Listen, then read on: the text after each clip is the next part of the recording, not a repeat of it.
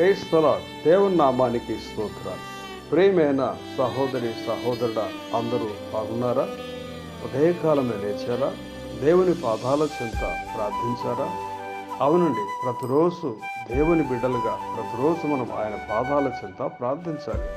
కొంత సమయాన్ని పరిశుద్ధ గ్రంథాన్ని మనం చదవాలి. దేవుడు తప్పక మన ప్రార్థన ఆలకించి మనల్ని ఆశీర్వదిస్తాడు. దేవుని వాక్యాన్ని చదివినప్పుడల్లా మనం ఎంతగానో బలపడుతూ ఉంటాం. ఆయన ఇచ్చిన వాగ్దానములను మనం స్వతంత్రించుకోవడానికి ప్రార్థించాలి. దేవుని వాక్యం ఈ విధంగా సెలవిస్తుంది. హబక్కూ గ్రంథం 2వ అధ్యాయం 3వ వచనం ఈ విధంగా సెలవిస్తుంది. ఆ దర్శన విషయము నిర్ణయకాలమున జరుగును, సమాప్తమగుటకై ఆతుర పడుచున్నది. అది తప్పక నెరవేరు. అది ఆలస్యముగా వచ్చినను దాని కొరకు కనిపెట్టుము. అది తప్పక జరుగును, జాగు చేయక వచ్చును. అవునండి, నీ జీవితములో ఆలస్యమవుతుందని నీవు కృంగిపోవచ్చున్నావా? అవిశ్వాసపడి ప్రార్థన మానేయాలని ఆలోచన ఉన్నావా? అది చేయనేకూడదు.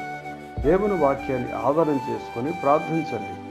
ఆలస్యమైన తప్పక జరుగుతుందని వాక్యము సెలవిస్తుంది. విశ్వాసంతో ప్రార్థించి ఎదిరించండి. మన ప్రార్థనలు మన పరిస్థితులు మార్చివేస్తాయి. దేవాది దేవుడు తప్పకుండా జోక్యం కలుగజేసుకుని మనందరి జీవితాలు అద్భుతాలు చేస్తాడు.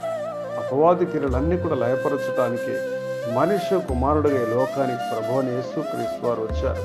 అవునండి, మీ ఇంటిలో దేవుడు తప్పకుండా సమాధానం ఇస్తాడు. తెగిపోయిన మీ సంబంధాన్ని తిరిగి జతపరుస్తాడు.